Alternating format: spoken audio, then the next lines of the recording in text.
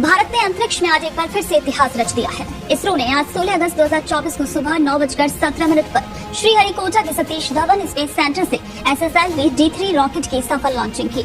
इस रॉकेट के अंदर नया earth observation satellite EOS-8 launch किया गया।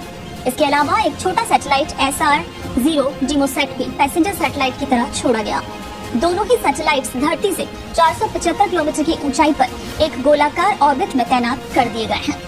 इस सफल लॉन्चिंग के बाद इसरो प्रमुख डॉक्टर S सोमनाथ ने कहा कि हमारी लॉन्चिंग सही है, सैटेलाइट सही जगह पर पहुंच गई है। अब हम कह सकते हैं कि SSLV रॉकेट की तीसरी डिमॉन्स्ट्रेशन उड़ान सफल रही है। अब हम इस रॉकेट की टेक्निकल जानकारी इंडस्ट्री को शेयर करेंगे ताकि ज्यादा से ज्यादा मात्रा में रॉकेट्स बन सकें, छोटे सैटेलाइट्स की लॉन्चिंग ज्यादा हो सके। SSLV यानी स्मॉल सैटेलाइट लॉन्च व्हीकल और D3 का मतलब है तीसरी डिमॉन्स्ट्रेशन फ्लाइट, और इस रॉकेट का इस्तेमाल मिनी, माइक्रो और नैनो सैटेलाइट्स की लॉन्चिंग के लिए किया जाएगा।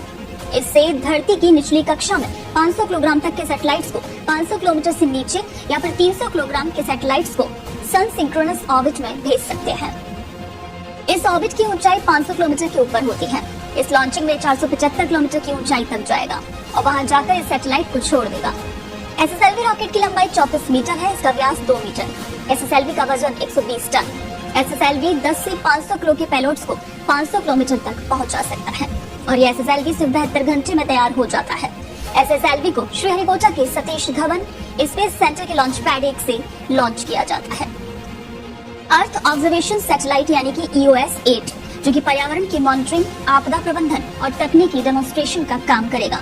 175.5 kg वजनी सैटेलाइट में 3 state of the art payload है: electro optical infrared payload, global navigation satellite system, reflectometry payload और 6 UV डोजीमीटर।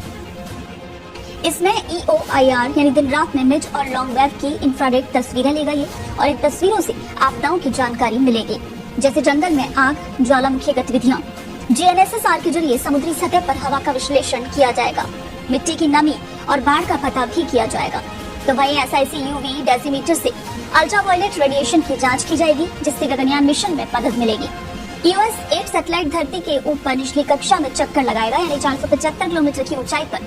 यहीं से ये सैटेलाइट कई अन्य तकनीकी मदद भी करेगा, जैसे इंटीग्रेटेड एवियोनिक्स सिस्टम।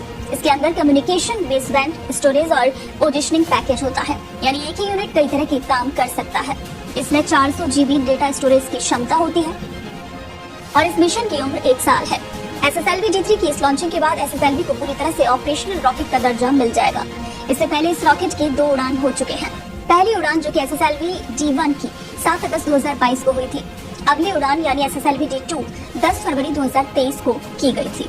इसमें 3 सैटेलाइट भेजे गए थे: EOS-07, Zenus-1 और SRD-Sat-2। अंतर्राष्ट्रीय स्तर पर छोटे सैटेलाइट्स काफी ज्यादा मात्रा में आ रहे हैं और उनकी लॉन्चिंग का बाजार बढ़ रहा है। इसीलिए इसरो ने रॉकेट बनाया। एक SSLV रॉकेट पर 30 करोड़ रुपए का खर्च आएगा, जबकि PSLV पर 130 से 200 करोड़ रुपए आता है।